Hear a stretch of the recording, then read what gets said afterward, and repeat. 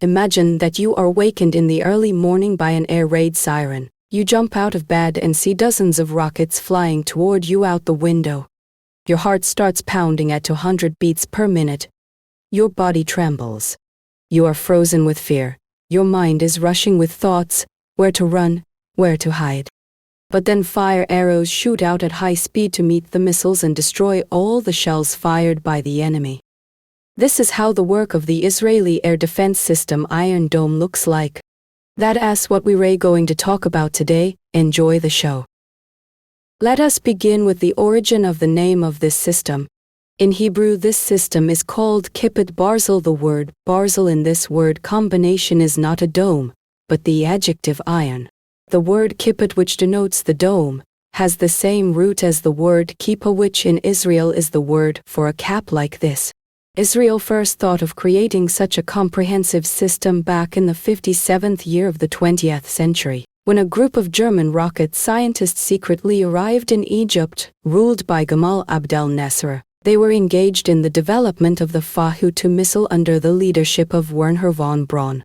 In a short time, these Germans managed to design the Egyptian missile Al-Qahir, this missile from the Gaza Strip, which Egypt conquered during the First Arab-Israeli War and then lost during the Six-Day War, could, according to its creators, reach Tel Aviv. But then the Israeli command decided against building a complex and expensive missile defense system, since just designing it would have taken a hell of a lot of man-hours of work by skilled engineers. At the turn of the 50s and 60s, the Israelis decided to solve the problem of Egypt's creation of missile technology in a different way.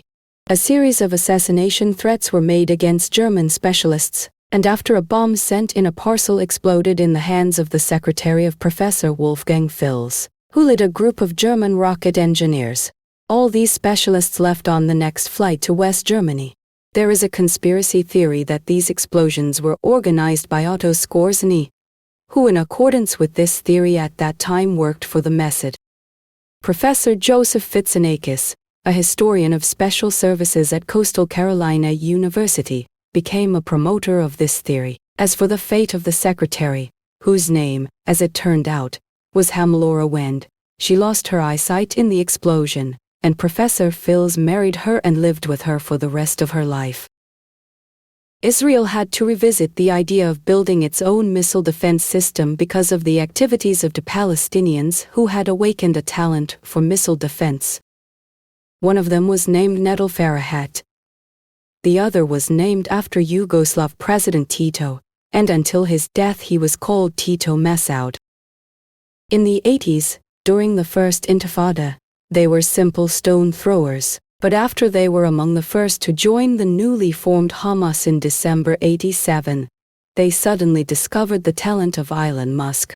In the year 2001, they created the first fully Palestinian rocket, named Qassam.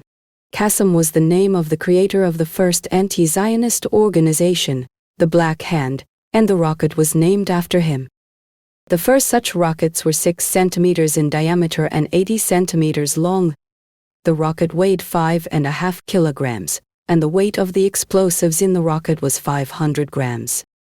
The effectiveness of such a rocket was close to zero, as the range and accuracy of hits were worse than that of an infantry mortar of 82 mm caliber.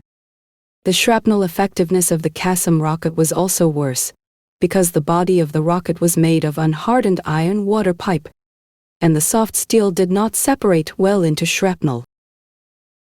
The first 5 Qassams were launched into Israel in October of the year 2001. The effect, as one would expect, was nil. With a launch range of 2.5 kilometers, the missiles did not even reach any Israeli population centers. But Tito and Netel did not give up and did not leave the Young Rocket Scientists Club. By March of the year 2002, they had created a larger version of the rocket and called it Qassam. The length of this rocket was already 1 meter 80, and the diameter 11.5 centimeters. The total weight of the rocket reached 35 kilograms. The weight of the explosives reached almost 6 kilograms. Now the Qassam-2 missile was close to 155 mm artillery shell in terms of explosive impact, and the launch range became up to 4 kilometers. Such rockets had already reached the town of Sderot, near the border of the Gaza Strip. This time the effect of their use was noticed and caused panic among the locals, although no one was killed that day. The Israeli military has already begun to think about creating means of intercepting the rockets. At first the Israelis tried to fight the bombardment with their favorite old tried and tested method. They decided to simply destroy the self-taught rocket scientists. As a result of these actions, on February 16, 2003, 30-year-old Nettle was killed by an explosion, and on June 11 of the same year, a Hellfire missile fired from an Apache helicopter killed 36-year-old Tito Massoud. By that time, many other Hamas members had mastered the technology of making rockets out of water pipes. Thus the rockets continued to be launched without their makers. As a result, nearly 300 rockets were fired from the Gaza Strip into Israeli population centers in the year 2004. They killed 5 people and wounded 46. These were already rockets called Qassam-3, which had a diameter of 17 centimeters and a length of 2 meters and 20 centimeters. These rockets weighed 90 kilograms with a warhead of 10 kilograms of explosives. The Qassam-3 had a range of 10 kilometers, which allowed the missile to reach the city of Ashkelon. It was after this that the Research Directorate of the Israeli Ministry of Defense began to seriously discuss the idea of creating an anti-missile shield over the country. On August 3, 2005, the head of this department, Brigadier General Dennis Gold, approved the idea. But despite this approval, the debate about the need for an Iron Dome lasted for a couple more years and only when Amir Peretz became Minister of Defense. He was born in Morocco, but he lived in Sderot and was tired of hearing the air raid siren. So the issue of the Iron Dome was finally resolved positively. The striking part of this system was a rather small-sized anti-aircraft missile, created on the basis of a rocket projectile from a multiple rocket launcher LAR-160. The diameter of this missile was 160 millimeters, length of about 3 meters, and the weight of 91 kilograms. By comparison, the Patriot missile is 5 meters 30 centimeters long and 406 millimeters in diameter, weighing 2,000 pounds, that is, 907 kilograms. But despite its much smaller weight and dimensions, the Iron Dome missile, unlike Patriot missiles, has not only a radar receiving device on board, but also a transmitter that emits radar signals. But nevertheless, each of the Iron Dome batteries also has a large radar designed for initial target detection. The detection of a target does not automatically trigger a signal to destroy it. First, the computer on the battery calculates the trajectory of the target, which by default is considered an unguided ballistic missile. If the calculated trajectory of a Hamas-launched missile ends up in the desert, no Iron Dome missiles are spent on it. We will talk more about the composition of the battery later. Only those missiles that are calculated to hit a populated area trigger the signal to launch an interceptor missile. Despite the fact that the Iron Dome missile is hundreds of times more expensive than not only Qassam, but also the combined material damage that Qassam is capable of inflicting. It is true that by the time the Iron Dome appeared, not only Qassam rockets were flying at the cities of Sderot and Ashkelon, but also Hamas' Red rockets, and lately Hamas has been using the M75 rocket, which can even reach Jerusalem. It would seem that launching a rocket is more expensive than the rocket and the damage it could potentially cause. But the government of the country values the lives of its citizens and in the case of a missile hitting residential neighborhoods, pays the victims about $100,000. So intercepting even the cheapest Qassam is economically beneficial. In some sources, including Wikipedia, there is a statement that the range of the Iron Dome missiles is 150 kilometers. However, the truth is that the authors of these publications confuse the value of the area covered and the range of the complex. The radius of action of the Iron Dome is 13 kilometers 800 meters. If we calculate the area of a circle with this radius, and subtract the area of a circle with a radius of 4.5 kilometers, since at a distance of less than 4 kilometers and 500 meters, the dome cannot intercept targets, we get just 170 square kilometers.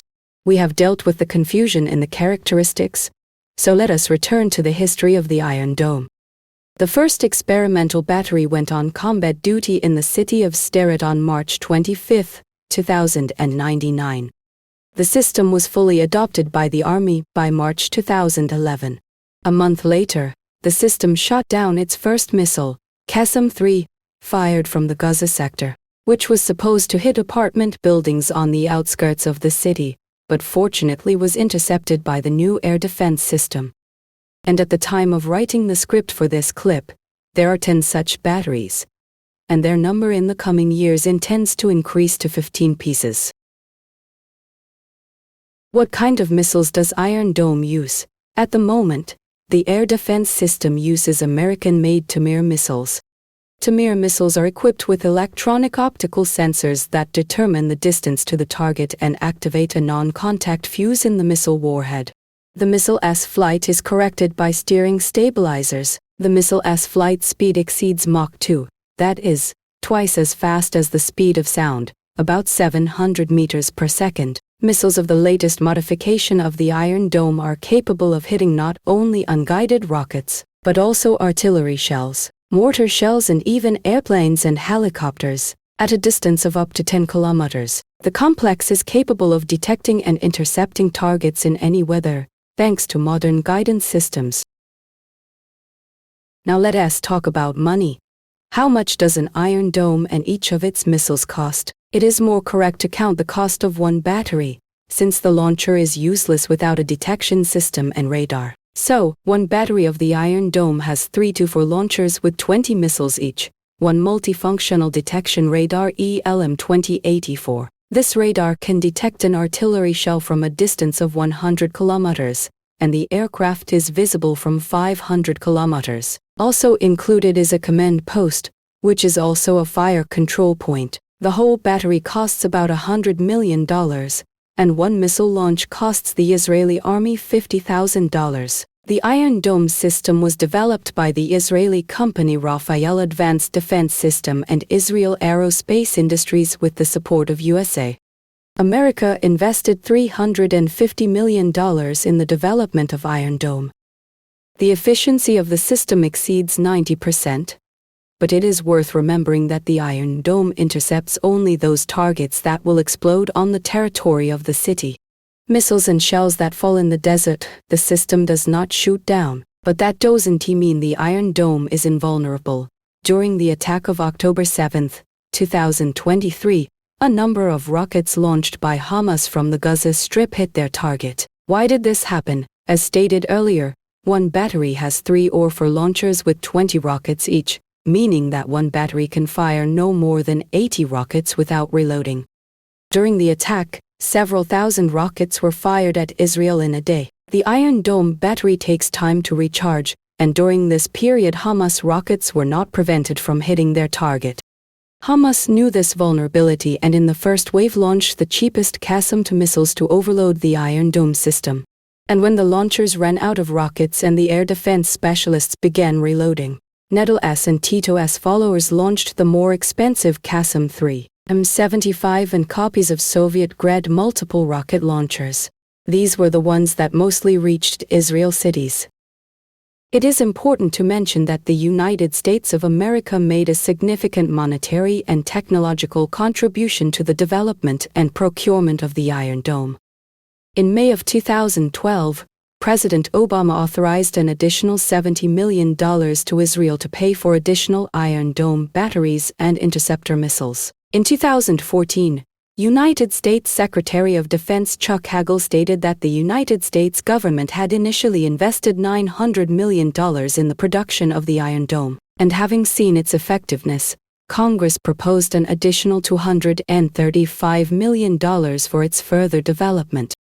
Israel in turn agreed to spend more than half of the funds on a contractor in America, and in the same 2014 Raytheon company receives a contract from Rafael Advanced System for the amount of $149 million for interceptor missiles Tamir. which is still used by the Iron Dome. In the 2015 year, the United States allocated $351 million for the Iron Dome to Israel. Later, Congress appropriated an additional $619 million for the production of the Iron Dome. As of April in 2018, the United States has provided Israel with over $1 billion for Iron Dome batteries, Tamir missiles and co-production and general maintenance costs. In August of the 2020 year, Raytheon Technologies and Rafael Advanced Defense System announced the creation of a joint venture to build the Iron Dome in the United States under the name Raytheon Rafael Korea Defense Systems. And in the year 2022, Congress, with the support of President Joe Biden, voted to allocate $1 billion for missile resupply to replenish the stockpile after Operation Wall Guardian. In total, as of 2022 year, the U.S. has allocated a total of about $2.5 billion to Israel for the Iron Dome. But Iron Dome is not only used in Israel. To date, the United States of America has already purchased 2 Iron Dome batteries. A high-ranking Marine Corps officer confirmed plans to invest in missile defense technology based on Israel's Iron Dome. That is, in simple terms, your technology is good, but we want ours. Congress ordered the purchase of 2 Iron Dome systems for approximately $373 million in the year 2019. Also, the United States Congress ordered that one of them be installed in a theater of war by the year 2021. In September of 2020, Israel delivered the first of 2 Iron Dome batteries to the United States Army. In March, the Army cancelled plans to purchase a large number of batteries because of the difficulty of integrating them into the existing air defense system. And in 2021, Israel allowed the United States to deploy Iron Dome batteries in the Persian Gulf, but instead decided to test the systems in Guam. As ironic as it may be, the United States Navy and Marine Corps bases are about 3,000 kilometers from China, making them the closest bases to China. The other battery remains in the United States. 2016, Israel made the first overseas sale of an Iron Dome to Azerbaijan. Since then, India and Romania have also signed an agreement to purchase the system. Thank you for your attention. I hope you found the video interesting and informative. I will be glad if you subscribe to the channel and put a like. That's all. I have a peaceful sky for now.